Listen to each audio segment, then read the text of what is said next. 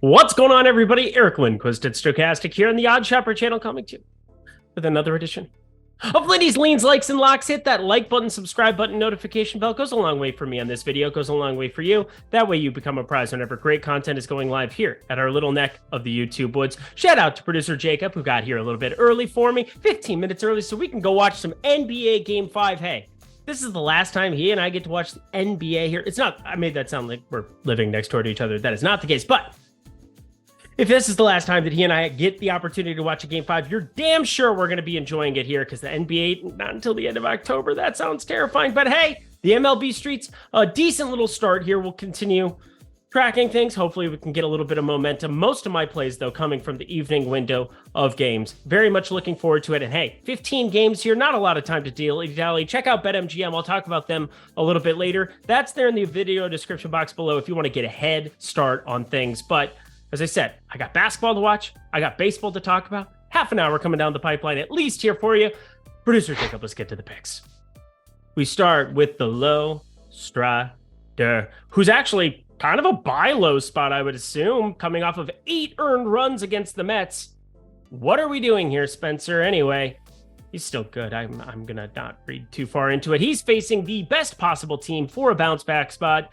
These Detroit Tigers, 78 WRC plus against righties. That's tied for the worst in baseball. A 24.3% K rate as a lineup and a 118 ISO. Yeah, Spencer Strider's in a phenomenal spot. And all of you DFS people, good thing this game locks right before the 14 games coming down the pipeline. But as I look at things, it's kind of a tough spot for me to really want to go out of my way to pull the trigger, because I don't know what to make of Reese Olson. I look at the pitch mix. I'm not all that overly impressed by the four-seamer sinker, but he's finding results here, and it's showing up in the expected ERA. 2.32 expected ERA. Did Detroit find a gem from the middle of nowhere, considering this was a 13th round pick, the number 395 pick in the draft? I'm not positive, because then you go back to some of his minor league numbers from the season with the Toledo Mud Hens.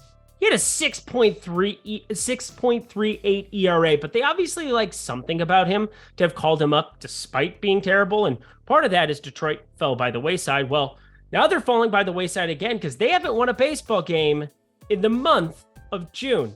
That seems bad to me. It's June 13th. They have not won a baseball game. So very much kind of an interesting spot, if you will, here. I'm not sure what to make of Strider's struggles in that last game.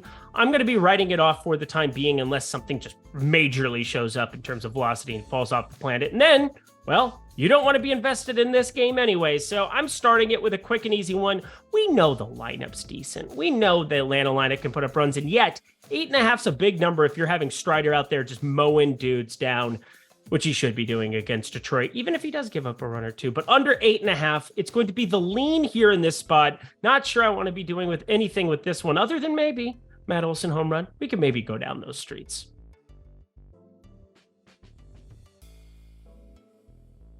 Toronto and Baltimore are up next. Chris Bassett and Dean Kremer here. 2 righties.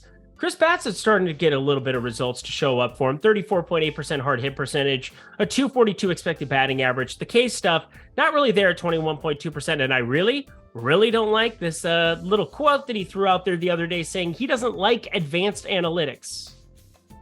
Okay. What? Maybe you don't like thinking about them when you're actively pitching in a certain extent, but like to deny that who do you think puts these baseball teams together, sir? Who do you think is going to pay you in the offseason because you're a nice improved ground ball rate? Anyway, despite that fact, 7 2/3 and 8 innings his last 2 outings, just 2 earned in them, coming off of that 7 earned he gave up against Minnesota. Minnesota got after Bassett. They got after frickin' Kevin Gausman the other day. What a time to be alive. My Minnesota Twins, just disruptors with their abysmal lineup here at the moment. It's not abysmal. It's just everybody's hurt. Can we get a bandage? That'd be great. But either way, looking at Den Kremer on the other side, 47.3% hard hit percentage. Don't love that. 380 XWO, but really don't love that. 298 expected batting average. Anytime it's close to 300, it's probably a disaster. And a 19.6% K rate. So why am I backing him? Well, twofold. One, Adley Rutschman exists, and, well, he elevates every single pitcher, even though those advanced statistics, I mean, it's balls in play, and balls in play Adley can't do anything about. There's no framing coming from that situation. And I mean, it's not like he's not the guy catching most of Mr. Kremer's games. But number 2, this price to be backing the Baltimore lineup, it's just a little bit too high. Plus, I mean, pretty much everywhere, it's going to be plus 125, plus 130. And I think that that's good enough. It grades out as a half unit play. So therefore, Baltimore money line, like what we're seeing from this lineup overall this entire season. And even if I don't like the starting pitching, a 103 WRC plus against righties, a 155 ISO, I still think has room for improvement to move into that 160, 170 type territory. And that, my friends, means we need to back this lineup at this kind of a price. So, but yep, Baltimore money line. Don't go crazy, but it's a daisy. I can't believe I just said that. Next game, Baltimore money line. It's like when Austin Powers takes out the Swedish-made penis enlarger and, you know, does a little shaky thing. And he's like, Austin, quickly. That's how I feel about this baseball game. I don't want to talk about it in any way, shape, or form. Chase Anderson and Cutter Crawford. Now, Cutter Crawford's good, but he's going to get those pitches extended. He's been on a pretty moderate pitch count here throughout the season, coming off of 93 pitches in his debut. He's gone from, middle relief type role, 24, 27 pitches there. Now as a starter, 40 and 58 his last 2.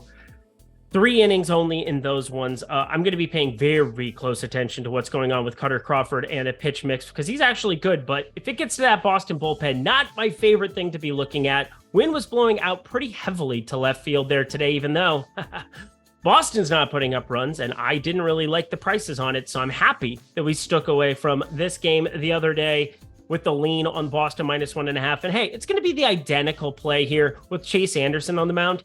Sure, he's been good with a 31.3% hard hit percentage and a 5.6% walk rate, but he doesn't get strikeouts. The 2.25 ERA is smoke and mirrors with the 4.15 expected ERA, and the guy can't throw a whole lot of anything besides just 41% fastball usage. Mixes in the cutter that's okay, the changeup's okay, but overall, as I'm looking at everything here, not my favorite guy when he's throwing a four-seamer that's got a 459 expected slugging attached to it. So, if I did target anybody, I'd be targeting Chase Anderson.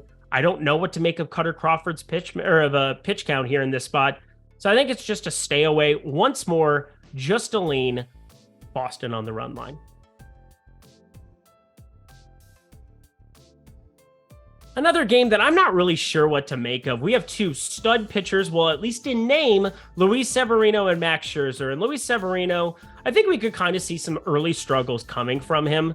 A 6.22 expected ERA is not what I expected from him. It wasn't that bad in my mind. A 5.75 actual ERA, but positive regression should be on the horizon. And looking at some of the prices, we're talking Yankees plus 126. I was hoping to get a larger number there considering Aaron Judge continuing to be out for this baseball team. And as long as he's out with that big toe injury, Harrison Bader as well in the Bader. No? See, I just want to lean on this game and move on too. But I should talk about Max Scherzer for all you people who might be interested in backing the Mets. I think you're just going to see him back to some type of Max Scherzer elite stuff here very soon. 2.10 expected ERA, 2.83 xWOBA. The 3.71 ERA should be coming down here very, very shortly. So if you're in a Roto league and you're looking at ERA, do not panic. Max Scherzer is still one of the top assets you could possibly be looking at. Maybe a little concerning coming to the summer months, but the 26.6% K rate should improve. The 3.21 expected ERA shows the ERA should improve as well. So I think positive results are coming. Why not against this Yankees team that's still missing their biggest bat and probably their second biggest during the early season numbers based on what we saw out of Harrison Bader there. So pass? Yeah, if I did anything, I'd be going under 8 because I do expect for this Mets offense to be the main fade that you're looking at here with Severino. I think Scherzer should just mow down these Yankees. Maybe I should reconsider this and take a look tomorrow, but at the current prices, it did not grade out well for me. This terrifyingly grades out well for me, though. We got Corbin Burns, former NL Cy Young winner here, taking on Pablo Lopez. And both of these pitchers, as expected, starting to really turn it on. Pablo a little bit more so that he's been hitting the struggle bus, but we'll talk about that. Corbin Burns just He's that dude. 32.9% hard hit percentage, 353 expected slugging. He does have to contend with a Twins lineup that has some lefties that I do like. However, no Joey Gallo, no Byron Buxton, lots of injuries that we have up and down that lineup. No Jorge Polanco now, switch hitter in the middle of that lineup or top of that lineup repeatedly. We're going to be relying on Royce Lewis to keep hitting over 317. Well, he's hitting 317 on the number, not over. He goes over that. My God, what a year that would be. But Alex Kirilloff, I think you know my affection for him by now. Always grading out. Can't believe the power isn't showing out. 60 out of 60 raw power grade over on Fangraphs. And, well, just a little strange to me that Carlos Correa starting to show up a little bit here. And yet, some of the results here for the Twins of late, it's been interesting. A lot of lopsided ball games. Lost a close one there, Toronto, on Sunday, 6-7 or 7-6, whichever way you look at it here. I still like enough pieces, though, in this Minnesota lineup that I think Pablo Lopez is the guy I want to be backing. Sure, does a 4.25 ERA look a little stunning on the top? Sure. But again, I don't care about ERA that much on this program. I care about his K rate, which is actually 5% better than that of his adversary, Corbin Burnes. He also gets to face a Milwaukee team that, yes, they have Yelich, yes, they have Tellez. What else do they have from the left side that I'm really all that concerned about? I'm going to answer, not very much. They have just a 91 WRC plus against righties on the season. A 151 ISO is down there in the doldrums, and a 24.2% K rate is rightful the pickin' if you're talking about Mr. Pablo Lopez here. So I know that we've had some bad results. The 4 he gave up against Toronto, the 6 spot he gave up against Cleveland here, 2 of his last 3 results, but you saw the upside against Tampa Bay last time out, the best offense in baseball. He went into Tropicana, 7 innings pitched, 6 Ks, 10 ground balls. Let's go, Pablo. We're running it back. I really like this Minnesota one. Contemplated putting it on a lock session, but I think I'm going to just refrain on a 15-game slate. Minnesota for a half unit. Chicks dig the long ball. Let's pick one from both sides, shall we? I've got on one side Alex Cobb, the other Jack Flaherty. And Alex Cobb, the results have been nice. If you're a San Francisco Giants fan, you're not complaining about a 3 flat ERA. Seems pretty decent. 22.3% K rate. That's close enough to his 23.9% K rate from last season, about what we could expect. The hard hits up around 44% here. He's got a 4.10 expected ERA. I do expect negative regression. And the split finger, that was kind of the pitch that I've been zeroing in on him of late. It's got a 307 it's got a 307 slugging from last season. It's up to a 391 slugging this year with a 390 expected slugging there on the sinker and a 437 on that split finger. That is negative. It's really bad. It's not great. That's what I'm trying to say. Not correlation. That's the wrong word. It's just bad. Anyway, I'm going to be looking to pick on him with a couple of lefties from St. Louis. Brendan Donovan, I doubt we get the number. Tommy Edman, no chance I'm going to be doing that. I know he's a switch hitter, but no chance. Of course, it's Nolan Gorman that I'm going to be targeting him with, but that's not all, my friends. With Jack Flaherty on the other side of this one, I think there's some massive opportunity here for one lefty that I just can't ever get enough of. I think you know by now that's Jock Peterson, 50% hard hit percentage. And I don't know why you would know this year because he's been hurt for most of this year. But from last year, Jock Peterson, we rode to the promised land at the beginning of the season. It was kind of the only home run play on the card quite a bit. Him and Aaron Judge, we just kind of rode the platoon splits with both of them, even though Judge just destroyed righties and lefties, and it didn't really matter.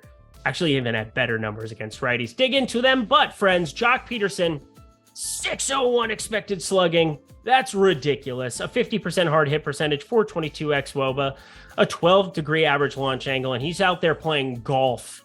Just, he could be in the U.S. Open. No, he couldn't. I've seen him play golf. It's not all that good. It's a true story. I'll tell it another day. Jock Peterson, my friends, 7 homers on the season in just 103 plate appearances. Let's go. Get him on your card alongside Nolan Gorman. As long as the numbers make sense for Jock, that's going to be better than plus 300. And for Mr. Nolan Gorman, better than plus 325. I don't know what to make of this. We have no Texas pitcher, and I have no idea who it could be. They didn't call anybody up from AAA to my knowledge. And Jaime Barria, he's on the mound here for the Angels. Not only is right to sing that, he plays for the Angels. Forgive me. if you're listening to me on podcast form, for I have sinned. A 314 expected slugging, a 24% hard hit percentage. Those are lovely numbers. However, you got to expect them to come down or, well, go up. Bad for him, good for Rangers. In terms of him becoming a starter in this organization as opposed to a bullpen arm where he has frequented the streets here up until this point. However, still great results. 5 innings pitched the last 2 games that he's been at since he started. We've got, 3 earned runs total in that? 9 Ks, 0.97 whip on the season, sub 2 ERA. I'm going to lean Los Angeles. I know this Texas Rangers offense, what they can bring to the table, especially against some of these righties here. A 118 WRC plus, second best mark in baseball, 186 ISO, and Corey Seager exists. That's never fun. So as it stands right now, going to be leaning the Angels because kind of need to know who starts for the Texas Rangers. Kind of something that matters when you're breaking down baseball. Another thing that matters when you're breaking down baseball, getting the best price for your bets. Odd Shopper, that can do a lot of help for you with it. You can sign up for that in the video description box below. But my friends, the major thing, it's called Odd Shopper for a reason. I want you getting exposure to as many books as possible because when you're at multiple books, you can shop for the best price. And BetMGM routinely has some of the best. Yes, even compared to DraftKings, compared to FanDuel, compared to Caesars. It has some of the best props for batter props around the entire industry. And we have a couple of months of MLB, pretty much MLB only coming down the pipeline. At least for me, it's going to be that and PGA. And I love going over to BetMGM because they have a ton of great prices in specific markets that you can't get anywhere else. It's so true, especially in that 1.5 total basis, half total basis type department. If you're looking at hitter props, can't tell you enough how great of a book it is to sign up at. And we have 2 great deals going with them. The first, up to $1,000, you're going to get in bonus bets back if your first bet loses. So when you click on the video description box below, go to that link, click on BetMGM, and you sign up today, which takes all of about 2 minutes to do. You put in your first wager. It doesn't matter if it's $50, $100, $250, up to $1,000. If you wager that amount and it does not win, that first bet will get refunded to you in bonus bets. That's a phenomenal deal, but wait, there's more. You also get 2 months, my friends. Yes, 2 months of Odd Shopper Premium Discord completely free. Yes, you're going to get my betting card. You're going to get Ben Raza's betting card. You're going to get my guy Isaiah Suarez, who is 9-0 in the college baseball streets so far. Yeah, you can fact check that one in the old premium Discord. His college baseball World Series bets have been smashing. And Eitan Shander, you know him, you love him from Lindy's on the weekends. And let me tell you, he is hitting parlays at a higher clip than I've seen anybody else hit parlays in the industry. He's always posting them, always in there. Come hang out with us in that premium Discord. Would love to have you. You get that, you get those bonus bets back in that with that first bet. No better time than now to check out BetMGM, only if you're 21 and over. And if you have a gambling problem, please call 1-800-GAMBLER. Alrighty, y'all, back to the picks. Oh, God. Jameson Taillon and Luis Ortiz. This is gross. And I got to say, Luis Ortiz, this is kind of disappointing. He's 24. He had a K rate last year. I mean, 24.6% at the majors. But I'm talking primarily going to some of his minor league numbers, even over the course of this season. He had 7 games that he started. 7 games, 29 strikeouts in just 32 and a third innings. This is not translating in any way, shape, or form here for the Pirates starter. And 409 xWOBA, 311 expected batting average, 572 expected slugging, and yes, that measly 12.5% K rate that almost matches his 11.7% walk rate. Yeah, you don't want those matching. It's like bad pajamas on Christmas and taking a family photo. It never, ever goes well. Ever. There are no exceptions. Jameson Taillon hasn't been good either. 504 expected slugging, 364 xWOBA. What are we doing here, Jameson? Tie on, tie off, tie on, tie off. Tie on has been tie off. Just is what it is. And the Pittsburgh Pirates, they're one of those surprising little organizations, I would say, in baseball this season. Wouldn't you agree? Yeah. Did you expect them to be 34-30, 64 games into the season? Not I, said the dog, or whatever you want to call me. I don't know. Not I. So what are we doing here? Oh, we're playing it over. Yeah. As it looks like in Wrigley here, it looks like the wind's going to be pretty neutral, and I think that that's good enough for me. You could always get something showing up here, weathermen and forecasts. Go to windfinder.com. That's where I do all of my work. It's great stuff. You can save all the ballparks and their locations, and it's really fun to do. It makes you feel like you're doing work. Doing God's work out here for you, friends. Over 8.5 grades out very nicely for me. 9.2 should be the correct number. Not that they're going to put 9.2. That'd be silly. But at -110, that's what it should be. Is what it is. Over 8.5, we like it. Got another play for you in this one. I promise we'll get to some locks, friends. We will get ourselves to some locks. Got 2 of them coming up in the evening corridor. Evening window, late night hammer. We got one here, too. It's disgusting. Brandon Williamson going up against Jordan Lyles, and both of these guys are terrible, horrible, no good, very bad pitchers. Yet another spot where I thought I would be on the over. And I'm very nervous about whatever the hell happened to the over-under from last night that plummeted to 8 at first pitch, and I'm not really sure what I missed, how I missed it, where it was from. It's just because these lineups aren't necessarily all that good. The top of the Cincinnati lineup looks better, but Brandon Williamson, starter here for the Reds, 48.2% hard hit percentage, 542 expected slugging, sub 18% K rate. He's not good, but Jordan Lyles, friends. Oh, we have been picking on Jordan Lyles, and it has generally bared fruits of our labor. It's been delicious. A nice tangerine. 36.6% hard hit percentage is about the only good thing I can cite from him. Oh, an 8% walk rate, whatever. But a 505 expected slugging, a 17.4% K rate, and he's the favorite here. That's really what it comes down to. Is I get it, it's on the road, but he has a 5.15 expected ERA, 6.84 actual ERA. We've been picking on him a lot, and it's nice. We should continue to do it. In Cincinnati, it's hard to cite a lot of sources with them, considering the upgrade they have at the top of the lineup with Elly De La Cruz, with Matt McClain, with Spencer Steer. Decent enough pieces there.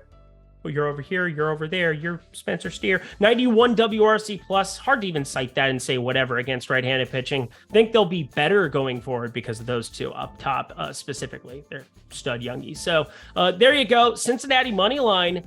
Half unit again. A lot of weird like half unit money line plays and dogs and things of that nature. But hey, computer don't lie, friends. Ball don't lie is what it is. We go. Cincinnati plus 100. Yeah, that's even money. Good enough for me. Oh, what a gross spot this one is. I'm already uncomfortable. This is starting to be this is the dog days of summer, where you're looking at a couple of pieces where it's like, you can't possibly be serious in thinking about this. But I am. It's Hunter Brown versus Patrick Corbin, and I'm just going to make it a lean, friends. But there's a play that grades out well for me that backs Patrick Corbin, which makes me terrified, and there's a reason it's not on my personal card here right now. Damn you, computer. Damn you. 380 xWOBA, 323 expected batting average, 521 expected slugging, and just a 14% K rate. He continues to have massive problems against righties. They get Altuve back in this lineup. Abreu is starting to heat up, considering he had one of the worst starts to the season. He's homered in 2 of his last 3. He has just 3 homers on the season, but we know it's Jose Abreu, and he can turn it on like a light switch, friends. Jeremy Pena. There's still no Yordan Alvarez, and I think that's part of what it is. Left on left, you take Yordan Alvarez, who I have valued as the second best hitter in baseball behind Aaron Judge.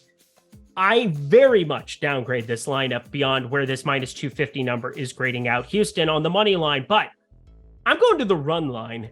And this is where it just starts to get nauseating, because I'm actually going to try to pick on Hunter Brown if I do anything here and try to actually back what my model is telling me. 44% hard hit percentage is just high enough. It's just problematic enough. And we're getting just enough out of guys like Heimer Candelario, Luis Garcia, Joey Meneses with a 46.3% hard hit percentage. Riley Adams, one of the better hitters when you look at a 41.4% hard hit percentage, even if that 324 expected slugging looks terrible and horrible and no good. Herbert Ruiz, I guess that could be the catcher, and he's been downright good with a 289 expected batting average. Lots of pieces I think that are undervalued from a lineup perspective here. And I get it. A lot of times it's going to burn you, but Washington plus 1.5 at plus money, I think there's a pretty good chance this could move to 2.5 in a lot of spots. And maybe you want to sit and wait, and maybe you want to add that to a parlay or two.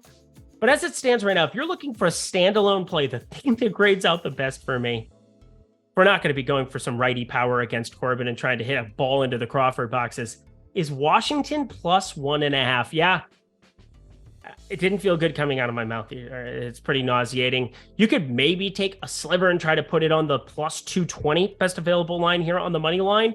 But as it stands right now, I'm just going to be sitting on this plus 1.5. I'm going to be thinking about it all day. It's probably going to be the bet that tortures me the most, considering it's plus 115 at both DraftKings Sportsbook, Caesars Sportsbook, plus 106 at FanDuel. That's a 9-cent difference. And I think, maybe that's why it's grading out so well. But I'm thinking about it.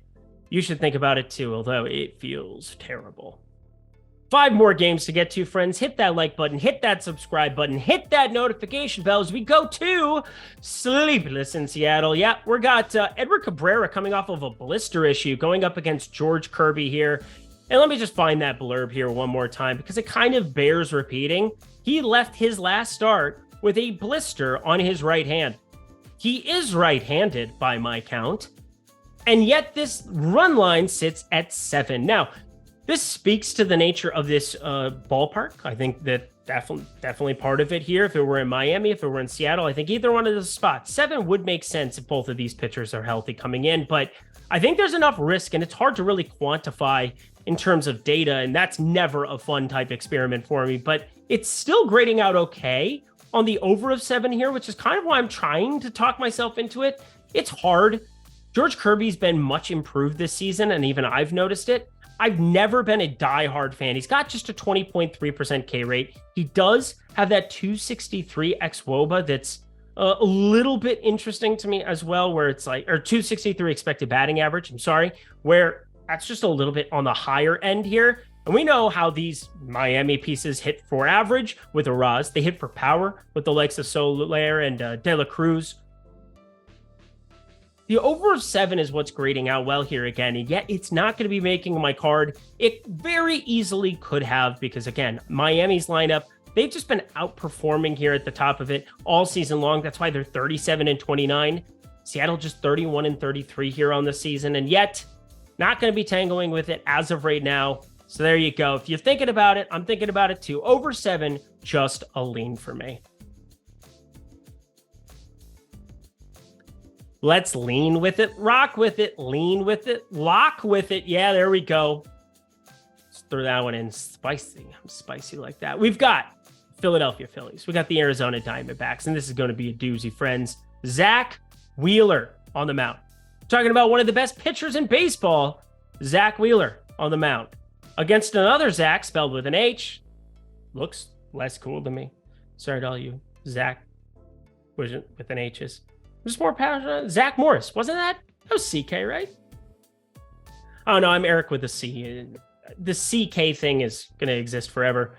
It's like Louis CK. We should just cancel it all. Zach Davies, 28.9% hard hit percentage. I don't expect that to continue. A 380 expected slugging. Don't expect that to continue either. Based on a 20.4% K rate, a 258 expected batting average, and a nearly 9.5% walk rate. The 3.93 expected ERA does look decent to me. And I'm not sure what to really make of it because I look at the sinker, I look at the changeup. I don't find the pitch mix to be all that enticing. He throws a low 90s fastball, doesn't really even throw the four-seamer, 12.8% usage on that pitch. And I look at the sinker usage, just come way down from last season where he's sitting around 52%. It's gone down to 38.7%, which is a really good thing for him, considering it had a 531 expected slugging last season. And that's the pitch I'm zeroing in on because I don't think he's made enough improvements based on any of the data. It has the identical miles per hour, basically, has the identical type spin that we're looking at, a little bit spinnier, not by much though.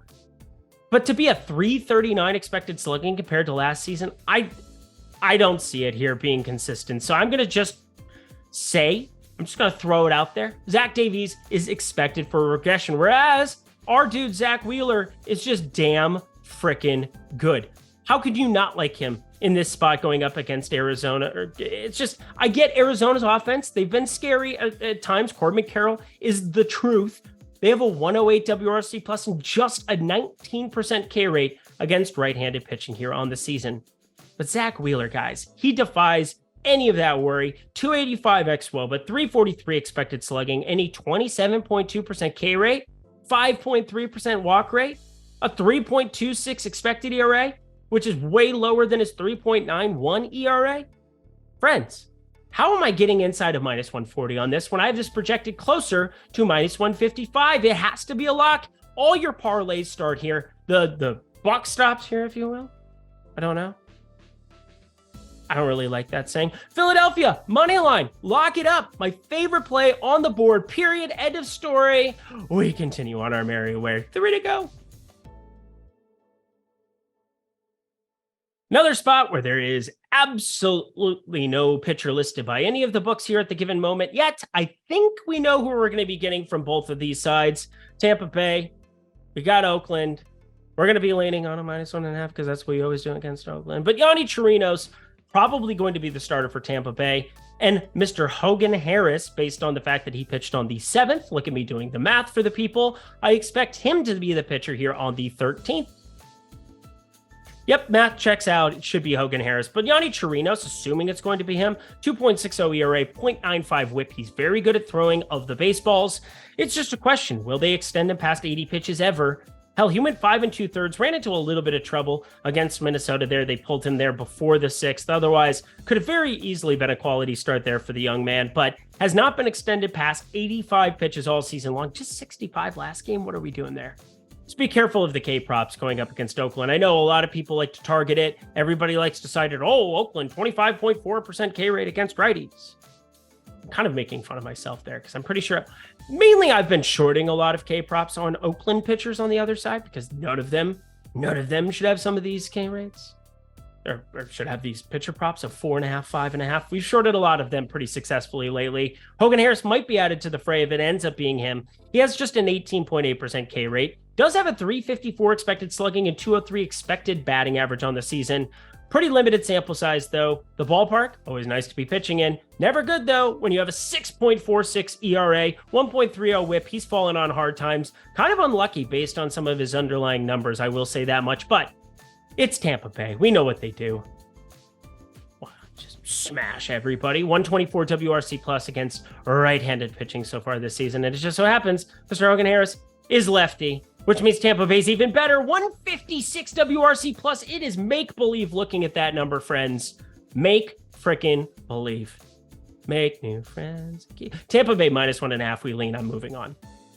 Cleveland, San Diego. Couple of pretty decent pitchers here on the mound in a decent pitcher's park. Tanner Beebe. My neck kind of cracked. Did you hear that on the mic? I have to play that one back. Tanner Beebe, 3.05 ERA here for the Guardians, 1.13 whip. And yeah, the ground ball rate has been awesome here of late. Pitching to contact a little bit more than I would have liked last time out against Boston.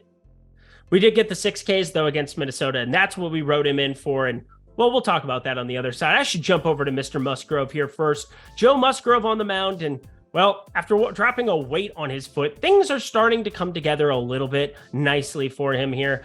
Weird start to the season. 30.9% hard hit percentage, just fantastic. 279 xWOBA. Just a 23.3% K rate. But I expect that to start trailing back up, considering he had 33% in 2020, 27% in 2021, even 25% last year. I'd be surprised if it didn't come back up a little bit. But if the season ended right now, after 698 pitches, this would be his best expected ERA, period. End of story. 3.12 expected ERA. So it's kind of hard looking at some of the prevailing numbers around here and trying to talk myself into Cleveland at just plus 140. I would want a little bit more because their lineup is just dog doo-doo. It just is. I know they've been hitting a lot better of late. I'm not a huge hot streaks guy. It is what it is. Josh Naylor, Josh Bell, show it to me first, gentlemen. Show it to me long-term. And Jose Ramirez, I know he's been setting the world on fire. What do you have? Triple dong 4 homers in his last 3. It's pretty good, I guess. So Joe Musgrove does have some lefties to contend with in those 3, that's for sure. But I'm going to be looking at Tanner Beebe. I'm very curious to see where this K rate or where this K number ends up landing at. If it ends up being 4.5, which I think would be a little bit surprising to me. I don't know. I've been going back and forth because I think 5.5 might be plus money here based on what I'm looking at here. The props aren't out yet. He has a 23.2% K rate. He's fully stretched out. He is young. He is going to get figured out to a certain extent at the big league level as he continues on by scouts. They are very good at this. So maybe we see some negative regression there. He had just 2 strikeouts against a lefty heavy Boston lineup last time out. Still think I want to be rolling the dice there if the over 5.5 is going to have plus money attached to it. So assuming it's 4.5, I'll still try to find myself up to 6+ Ks there on Tanner Beebe. It's a lean as of right now. Have to make some major assumptions, but as always, if you're interested in this one too, which again, it's grading out nicely for me on my assumed numbers, hit me up on Twitter at Eric Lindquist. Would be happy to let you know if it makes the final card. And the last game of the night, you've waited long enough, friends. The second lock has finally arrived. It's Lance Lynn on the mound going up against Tony Gonsolin and the Dodgers. Yeah, Lance Lynn of the White Sox, 482 expected slugging, 359 xWOBA. Those are not the numbers. Those are not the numbers you've been looking for when you're facing a Dodgers lineup that smashes the face of right-handed pitching. A 205 ISO is the best number in baseball. A 113 WRC plus is damn near the best number in baseball behind Tampa Bay, Texas, and Toronto. Those are pretty good offenses. And yeah, they definitely set up nicely against righties with the likes of a Max Muncy, with the likes of a couple of other guys. One that I'm going to just keep under wraps for a second. Not that you can't figure out who it is, but the Dodgers on the other side I should at least talk about here because we are going to be backing them. Tony Gonsolin, he's just good at pitching. The K rate's never going to jump off the page to you, just an 18.1% K rate, but the same conversation was had a lot last year. You have to look at some of the contact profiles of the team on the other side and what they're going to grade out as against right-handed pitching. And the White Sox, well, they're about as bad as it gets. An 82 WRC plus, a 146 ISO, and the 22.7% K rate isn't nothing. It's basically middle of the road there, but just saying, Tony Gonsolin, even if the ball is put into play, should find himself successful in this spot. And that's when it starts being really, really fun for me to be getting these kind of numbers on a Dodgers offense I grade way better than that of the White Sox. -1.5, I'm getting +110. That is way too much credit for Lance Lynn. That is way too much credit for any right-handed pitcher who gives up power against this team that, again, they're going to strike out. Max Muncy's going to strike out. You're going to have JD Martinez and his 28.8% K rate show up. Even James Outman, Chris Taylor sitting 35% and above, even though James Outman been out of the lineup against some righties here lately. We'll see what's going on there entirely. But Jason Hayward has started to hit for power, and he's not striking out. David Peralta has joined the party with a 293 expected batting average. I think the run creation is way too good to not be backing Dodgers -1.5, but friends, Freddie Freeman.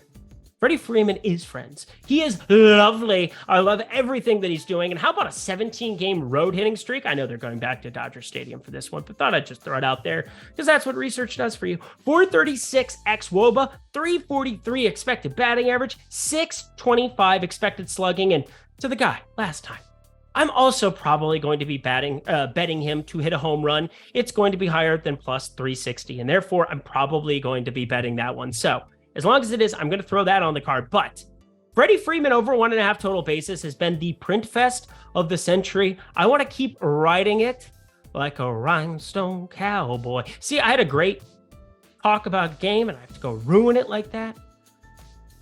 Whatever. Dodgers on the run line. Plus, Freddie Freeman over 1.5 total bases. Again, I make the rules here. I normally would lean things with hitter props that don't have numbers out yet, but put them together. Makes it better. Lock button that little parlay to finish out your night. And that does it for another edition of Lindy's Leans, Likes, and Locks. You know what to do. Go to that conversation box below. Conversation box. What am I talking about? It's not a thing. The video description box below. Check out all the great offerings we have there. Go to the comment section below. You guys have been the best. I read them all. You guys are absolutely the best. Some of you don't like me. That's fine. Why don't you fade me and make $1 million? How about that? Because it wouldn't work. We're going to smash here, friends. BetMGM, check them out. Check out the premium Discord. Check out everything we have going. Thank you to producer Jacob. Let's go watch some basketball. I'm in the past. You're in the future. It is what it is. Until Wednesday, my friends, I'm Eric Lindquist. Best of luck in the MLB streets on Tuesday.